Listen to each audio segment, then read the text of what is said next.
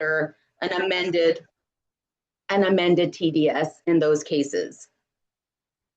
Now, we are going to talk about what happens, though, in the event that there is something substantial, right, that would trigger an amended TDS in just a second.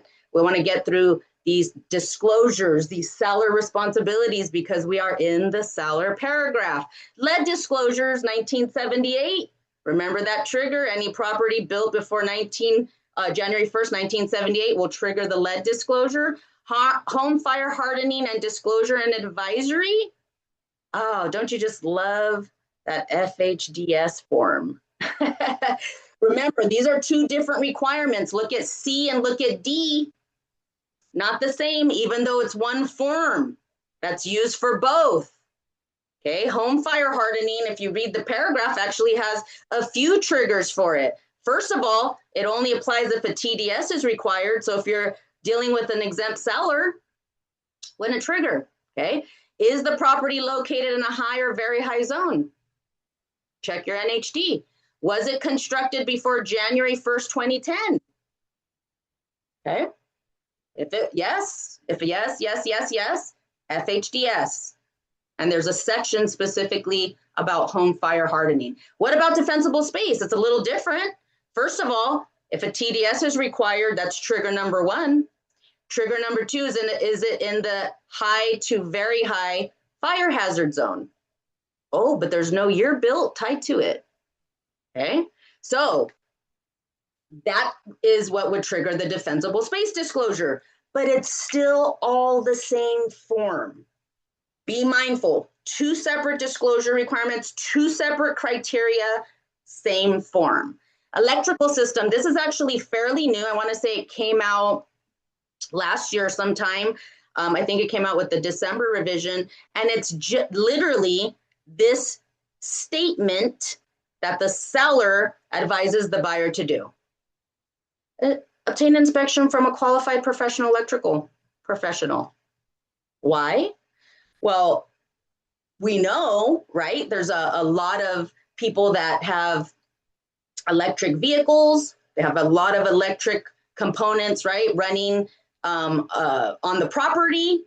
And sometimes these panels, sub-panels, may not be sufficient to support these additions, right?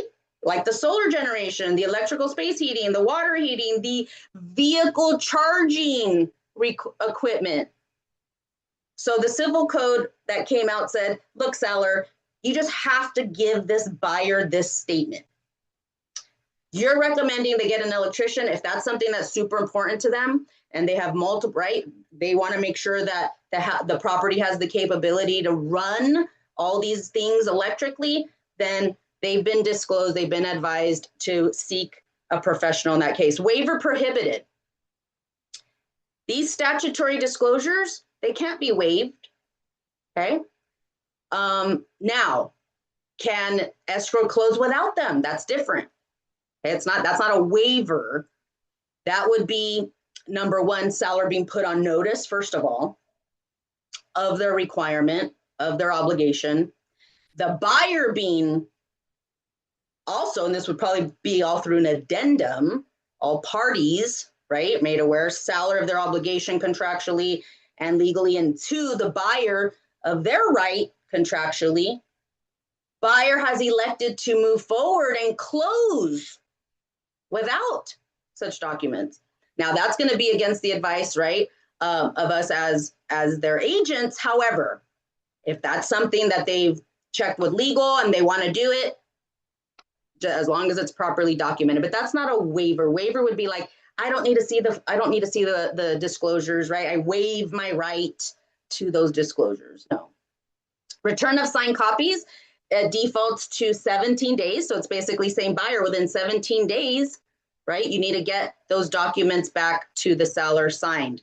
Termination rights. Now this is funny because this is actually something that I realized we don't really see this in Southern California, but if any of you have ever worked either in Northern California or you're familiar with that, but in my career, I've helped agents spread across the whole state. And I realized that because this is the same contract, right, that would be used across the whole state. But the TDS is actually, and statutory disclosures are actually, for Northern California, for example, are all provided before the offer is signed.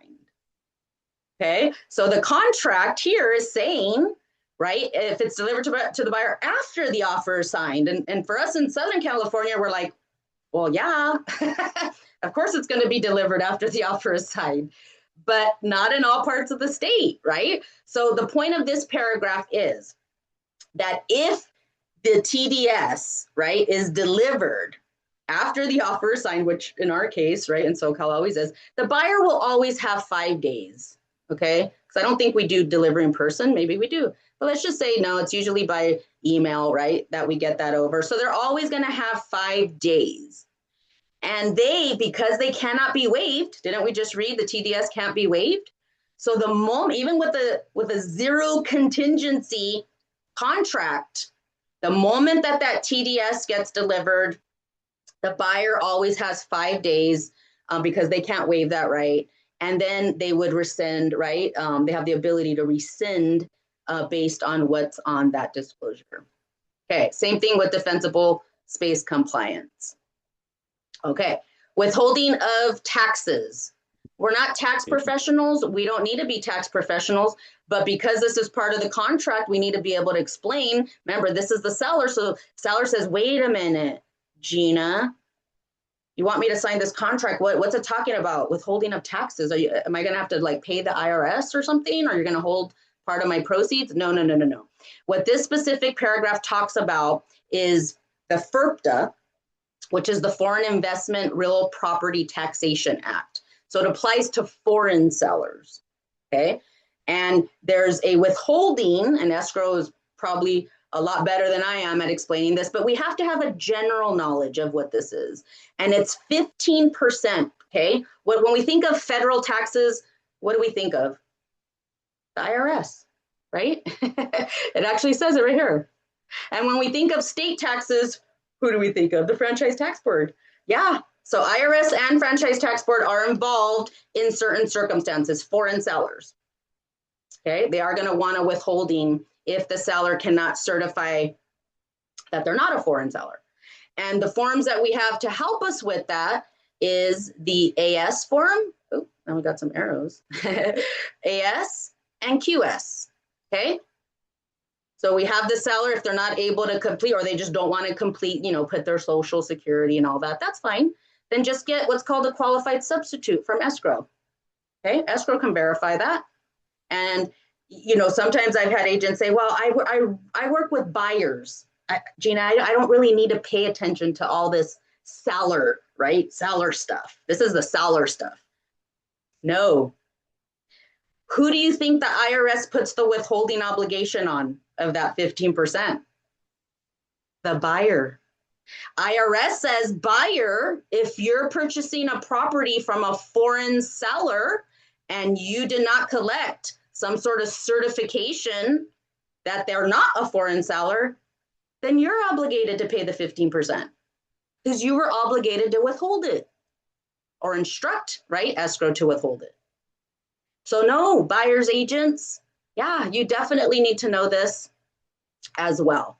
And then the Franchise Tax Board comes into play for California law, and that has to do with, living in the property for a minimum of 2 out of the past 5 years, so forth, okay?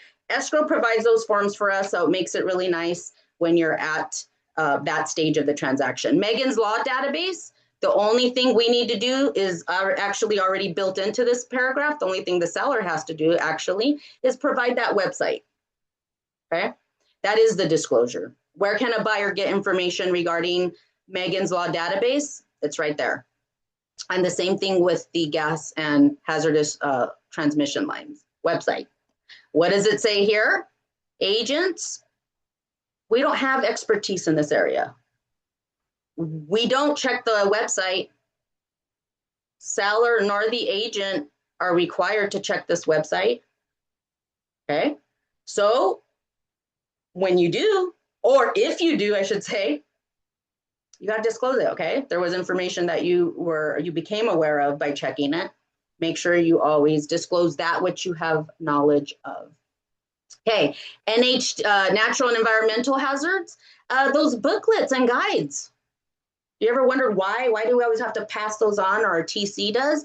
Well, because it's part of some of it's actually civil code, like if it was built before 1960, okay, then there's like an earthquake report questionnaire that they have to fill out. Condos, if it's condos, what do we always have to get ordered ASAP? The condo docs, and M2 gives the breakdown of what those documents have to include. Solar power systems, we have Form Solar. Seller, if the property has solar panels or solar power systems, yes, we are going to need to have you complete the solar advisory and questionnaire. Septic tanks, this is the new one. This just came out 2 weeks ago. That's the SWPIQ. If there's a septic tank well or propane tank on the property. Balconies, if the property has 3 or more units with elevated balconies and stairways, Form WBSA. Okay. And of course, always, whether exempt or not, always seller has to disclose known material facts and defects. And actually, not just the seller, the agents do as well. Okay. Now, that is the seller paragraph. Wow. Okay, so this makes it super clear. The route, wasn't the route super clear on what sellers have to disclose? Why? It gave us the civil code. It told us what forms to use to make sure we do it properly. And now you could see why for sale by owners, everything we talked about still applies to them. I don't think, and some of the conversations that I've had with for sale by owners over the years, a lot of them don't know that. You could even pick any one of these items that we talked about and make that a whole presentation. Talk about Form Solar. How many sellers have solar nowadays? A lot. Did the sellers realize, right, that there's these complexities that can come with selling a property that has solar systems, right? So make sure you use this knowledge. You are the professional, you are the expert. Paragraph 12, okay, we're rolling out of the seller paragraph, and now we're getting into the buyer paragraph. Now we know, seller, what you have to do, right? This is your due, these are your obligations. Buyer, what are your rights? Anytime you want to jump to what do I need? What I need reminding, I need to know. What does the seller have to do? Paragraph 11. I need to remember what is it? I know the buyer has rights. 12. Okay, so now we're getting into paragraph 12. Buyer investigation of property and matters affecting the property. So buyer shall within, let's just leave the default, 17 days, have the right at whose expense? Buyer's expense.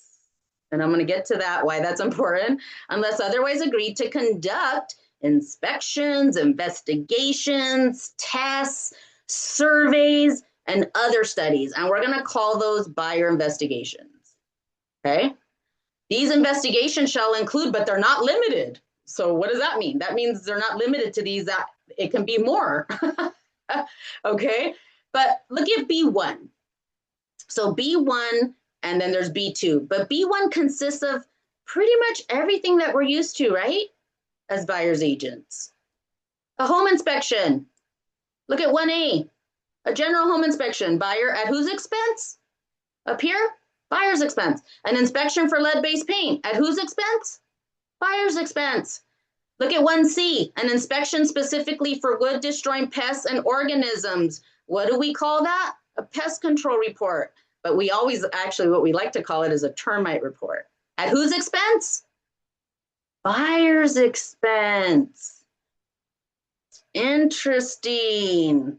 So the contract says that a termite report, even though we'll never find the word termite in the contract, so I always recommend, like I said on session 1, let's keep the terminology all congruent, right, and in sync. Let's call it a pest control report. And who does it say whose obligation is it to pay for this? The buyer. Can we ask the seller to pay for it? I guess. Can you ask the seller to pay for a home inspection? I guess. My point is this. There has been and I get it, because at one time in our industry, it was kind of just, yeah, seller got to pay for it, especially with certain type of financing. We just got so involved, so caught up. But that's all changed over the years.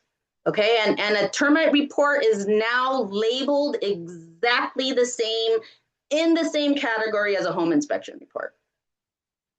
Okay, so let's be mindful of that. Do we know the difference between, I know we like to talk section 1, section 2. Well, the contractual definition is section 1 is going to be evident infestation, or some people say active infestation. That would be section 1. Conditions that are likely to lead to infestation, section 2. Those are also called recommendations. Okay, so when you're saying, or you're hearing section 1 of the termite, section 2 of the termite, this is the actual contractual definition of those sections. And D, any other specific inspections of the physical condition of the land. Wow, any other. That's a lot, right? I don't even, you actually can't even get more than any other. And then B2, investigation of any other matter affecting the property.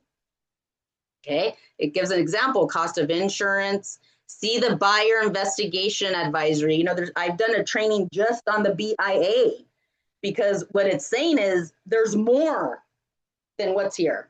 They can't fit it all into this. This contract would be 25 pages if they did, right? So it's saying, yeah, go look at the BIA for what?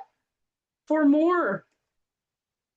Yeah, talks about proximity to cemeteries, school districts, bus routes. I mean, any other matter affecting the property.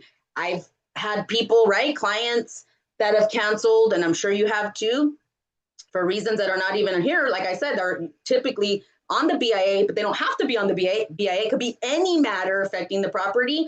For Wi-Fi, the Wi-Fi wasn't sufficient. The client needed a certain type of Wi-Fi capability because they work from home, and that's part of their investigation period. I was glad actually that they did that. Okay, and they verified, no, it's not sufficient. So that was the reason that they did not move forward with the purchase. Okay. Now, buyer, you have these rights. It's a lot, right? This is a lot, and there's more on the BIA. But what you can't do is you can't make invasive or destructive, okay? Anything that you can't. Now, there's something interesting on a pest control report. I don't know if you've ever been present during a termite inspection. The inspector actually walks the outside perimeter of the property, and he has like a little tool, kind of looks like a little hammer, and he kind of like, right, I want to say gently, but sometimes it doesn't look gently, goes with that tool along, right, the fascia board, the roof line, and obviously looking for rot, right, dry rot. So that's something that there's an exception. It's called minimally invasive testing required for that termite report, but shall never include holes or drilling through stucco. Okay, that's just not acceptable. And no, you can't call a government inspector, like a city inspector, to come out and check if the patio is permitted. Okay, you can't cause any inspection by a city or county agency. Okay, that's not part. You can go down to the city and the county, ask for their records, but you can't cause an inspection to be done. D, seller's going to make the property available for these investigations. Now, they don't have to move any property, personal property. So what does that mean? Okay, so we gotta be aware of that. Avids, when you're doing your avid, if you're walking into that living room, that's why, again, super good training is just on avids alone. Don't put no items noted. No, that has caused so many complications, whether it's in litigation or with DRE. No. If the living room has a massive throw rug in it, we're not going to pull the rug up and look under it. So we would note that. We would say large rug in living room, unable to see condition of the flooring under the rug. Okay, that's an example. Seller, you do have to have the utilities on. Please.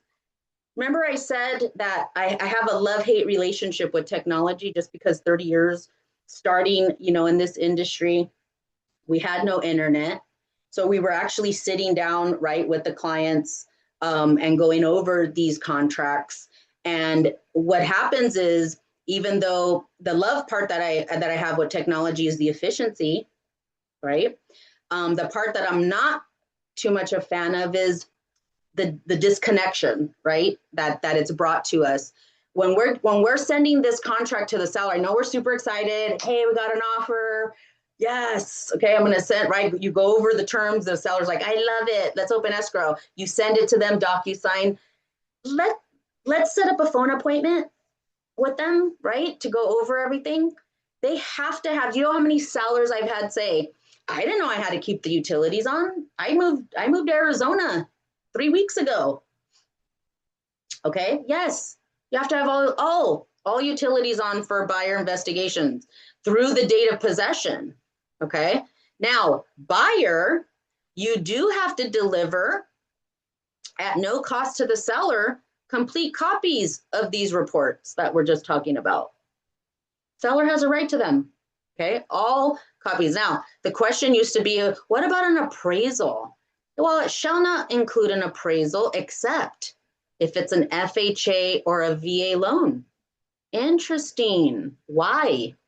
Well, because we know FHA, I don't know, check with your lender, but the last that it was my understanding is that the FHA case number that's assigned to the property stays with it for 6 months. Maybe it's 3 months now.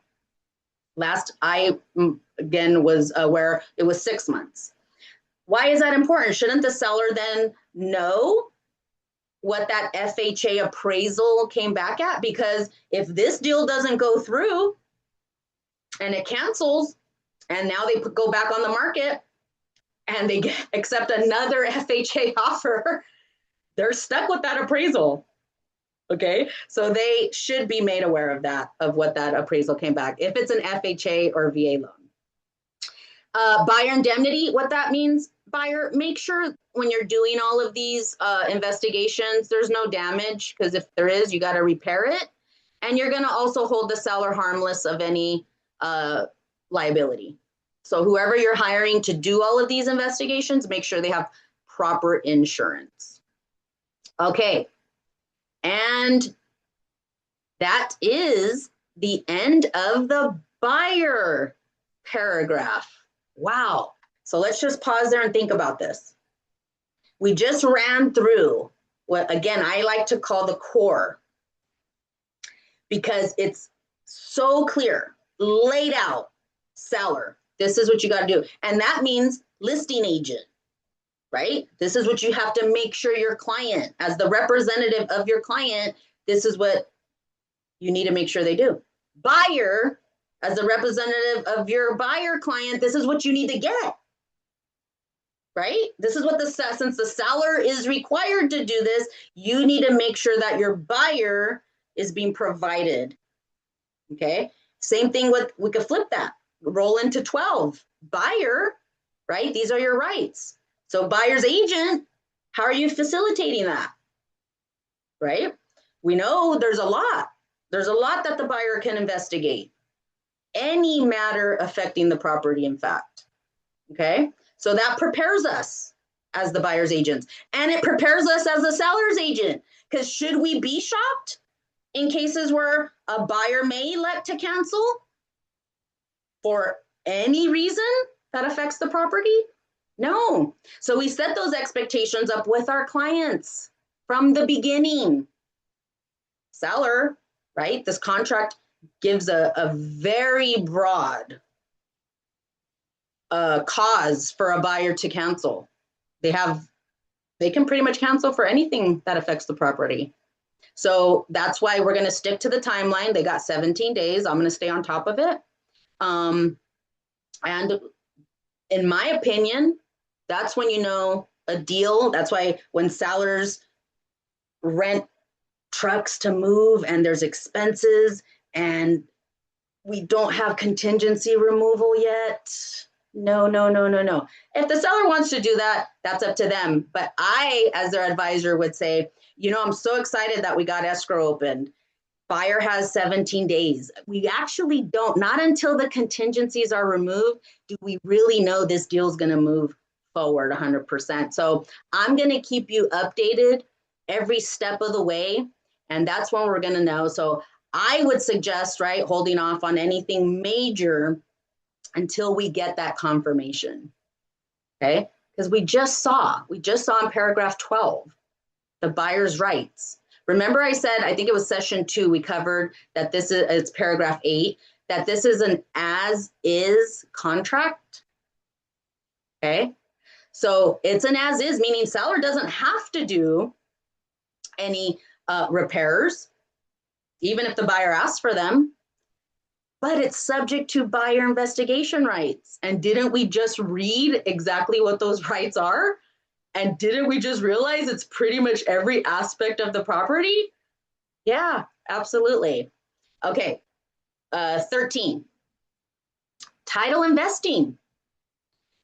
Again, just kind of like the withholding of taxes. We're not CPAs when it comes to the withholding of taxes. And we rely on escrow, for example, to help us facilitate that or bring clarity when we need it, and CPAs as well. Same thing with title. We're not title officers. We're not title reps, but we know it is a contingency, right? In other words, we know the buyer has a preliminary title report contingency. So that means we need to make sure that we have a good idea of what that means, right? What does that encompass? Well, it talks about this preliminary report, and it's basically an offer. The preliminary report is only an offer by the title insurer to issue a policy of title insurance. Okay, so we want to get that prelim right away, because it's going to have, right, certain items that can impact, like right here in 13B, we're going to specifically look for encumbrances, easements, covenants, conditions, restrictions, rights, and any other matters, right? We got to be careful with certain things. And monetary liens. That's the first thing, right? When you, and I suggest if you haven't had a chance, get with your title rep and just do a quick, 30-minute training on how to read a prelim. Okay. And that's where we are facilitators, right? But there are certain things absolutely that should stand out to us. We need to be able to know and to understand easements.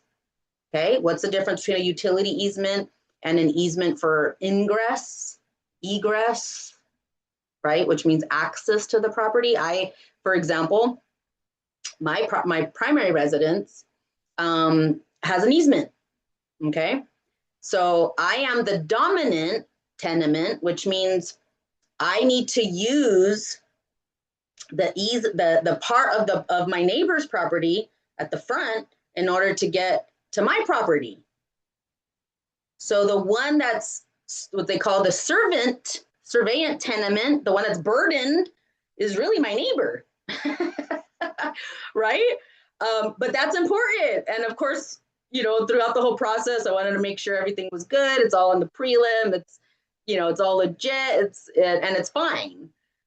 But that's an example, right? If my neighbor goes to sell his house, he's going to have to make sure that any buyer is aware of that. Hey, whenever you see, Gina and her family driving up the driveway, right? Because we share the driveway. I sit up at the top. It's an easement, okay? And it's all recorded. So I like to use that as an example. Disclosure to buyer. Seller has to disclose, and remember the time period was 7 days, all matters known to seller affecting the title, whether of record or not. Okay, and seller, make sure you give escrow the necessary information to clear title. We actually want that within 7 days. we don't want any delays. The day before escrow closing, true story. I actually just had that yesterday. Loan funded escrow was set to record. Actually, I take that back. It was Monday. Title says we never got an uninsured affidavit. Oh, no, no, no, no, no, no. Anyways, it all worked out. Okay, deed investing. Buyer, what you're going to expect to receive is a recorded grant deed, okay, for the property. Now, what we don't advise on is the manner of taking title. Why? Because that can have some legal and tax consequences. But title companies give some really great handouts, kind of looks like a chart, talks about, joint tenancy, community property, tenants in common, single, right? Sole and separate, all the different ways of holding title. So make sure you get those guides, those resources. And if the buyer's adamant, they need to check, right, with either an attorney, a CPA, or sometimes the title company themselves, right, can provide a little more guidance in that aspect.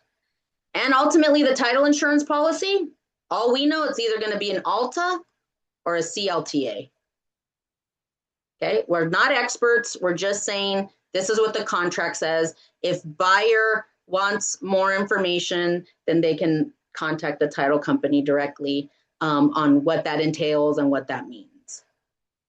All right, we did so good on time. I want to now open it up. 11 seller paragraph, 12 buyer paragraph, 13 is title and vesting. What questions might you have? Let me check the chat, or if you can unmute yourself. Let's see. Hi, I have a question. Yeah. Hi, Gina.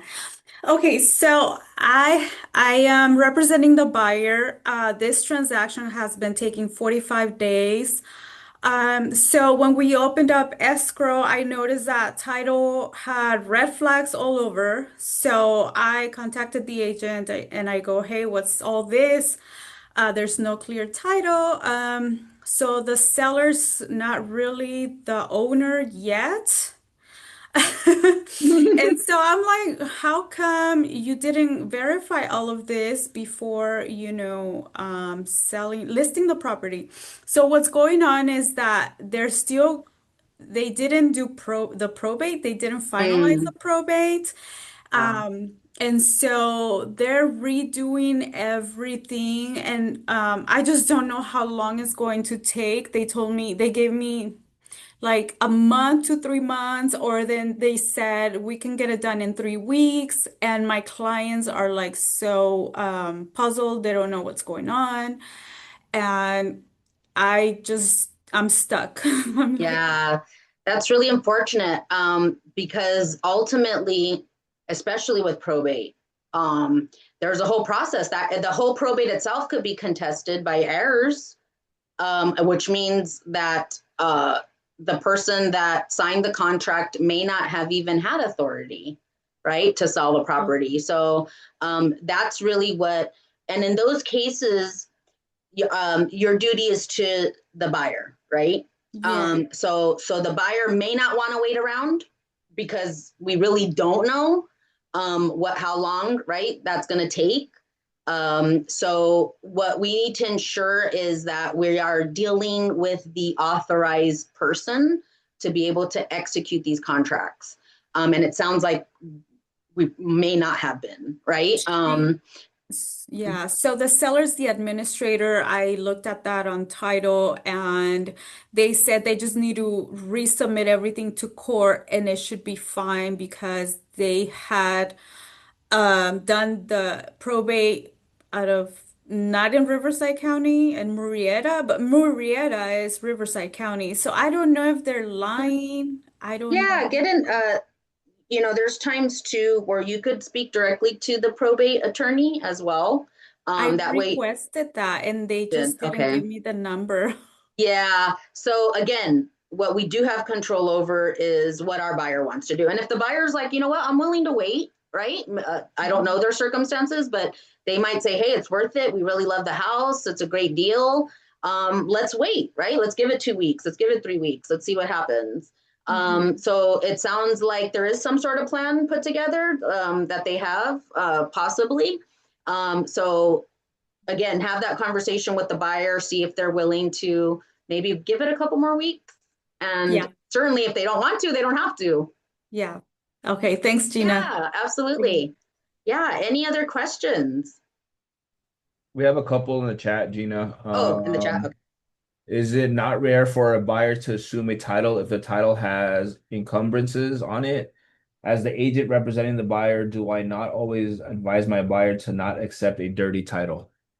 Yes, absolutely. It's a contingency, right? So it's a buyer contingency to review the title report and to ensure the monetary liens, right, that we talked about, are in fact going to be paid by the seller. Look right here, right? It says monetary liens of record unless buyers assuming those obligations or taking the property subject to those obligations. So what that means is seller will take necessary action to deliver title free and clear of such lien. So that is our understanding. That's what our expectations are as a buyer's agent. So absolutely. Now, is there occasions that a buyer might take something subject to? Well, yeah, that's what the paragraph says, right? Unless the buyer is accepting it subject to. But that's number one, rare. And number two, it's managed very carefully with very specific documentation and title being involved, right, in those subject to type of scenarios. So yeah, absolutely 100%. Never recommend that your buyer accept anything that's questionable on title. Always get clarification. And as we read here, seller has already agreed to deliver title free and clear of any such lien. Hi, Gina. Hi. I have a question for you. Yeah. Is this one, you mentioned something, I just want clarification in this. Sure. The status in other disclosures, I believe it's page 8. I'm not too sure, but it says, I am the seller's agent. I am representing a seller right now. Okay. And I send everything on time, statutory disclosures and all this stuff. Okay. In case that the buyer wants to cancel, I don't mean that it's going to cancel, but I just want to know. Yeah. They cannot cancel, right? Okay. It says something in there that I didn't write it on the whole thing, but I believe that it says something in there. If you send all the statutory disclosures on time within the 5 days, I believe, 7 days. that they don't have no right, they cannot cancel the transaction. Is that So correct? actually so I'll clarify that. So there's two parts. The Okay. seller requirement to deliver the disclosures within 7 days, right? Okay. Or as modified, but let's just say it's 7 days, stays at the default 7 days. That's part one. Seller, right? And you as the seller's agent, you make sure that gets done, right? Okay. And it sounds like you did. Seller delivered the disclosures. That's number one. Number two, or part two, is the buyer now has 17 days to review all of those reports, to read them, to ask the seller to clarify, to ask the seller to repair, to ask whatever they want. And ultimately, the seller can properly answer or clarify or maybe make some repairs or negotiate. The point is that the buyer has that time period to satisfy themselves. And yes, they can cancel if they're not satisfied with the information that's on the reports, or if they come back and say, hey, seller, I noticed on the TDS, you said that the dishwasher is broken, right? I would like for you to repair it and They properly, right? They properly make a request for repairs. Seller doesn't have to do it. What's wrong with it? Was it Jane Okay. with? Seller doesn't have to agree to make any repairs. But then what does the buyer have the right to do? To cancel. Or say, that's all right. It's fine. We'll take care of the dishwasher. That's fine. I thought I would just ask. Okay. Okay, and that's fine. But I already passed the 17 days. And Okay. he has that, yeah. So is that with that time limitation that he can cancel? Well, so in paragraph 14, which is our next session, we're gonna learn about something or read about something that's called the continuation of a contingency. What does that mean? That means that unless and until you as the seller's agent receive the removal of contingencies in writing, that contingency will continue. I have had very rough conversations with sellers 60 days later. Sellers so upset because they say, why did my agent, now you're saying I have to give the buyer's deposit back after 60 days that they wasted my time? Yeah. You know why? Because we never got the removal of contingencies. And the contract says until the contingency is removed in writing, it continues. It'll continue. So in that case, if your time is up, you absolutely should be issuing what's called a notice to perform to the buyer to remove those contingencies. Otherwise, yes, they can cancel at day 20, day 30, day 60. Okay, I got it. Thank you. Yeah, you're welcome. Any other questions? Or Justin, can you read me on the chat if there's any other questions? No other questions. I don't think in the chat. Okay, did any other questions come up, you guys, as we've been talking? All right. Okay, so I know, hey, look, we're already at the end of session 3. And for those of you that have been here since session 1 and session 2, session 3, do you kind of feel where we're at in our GPS route? We're kind of like right in the middle of our destination, right? We're like, we're so close. We're just got to keep going. Session 4 is going to tie it all together and show us ultimately how to get to our final destination. I'm looking forward to it. Justin, what's the date for that? July 15th. Perfect. July 15th. And that'll be the last session for the RPA. For the RPA. Yep. All right. RPA Mastery. Here you guys go. It's always a pleasure, champions. And I'll see you in 2 weeks. Thank you, Gina. Thank you, Gina. Thank you, champions. Thank you. Thank you.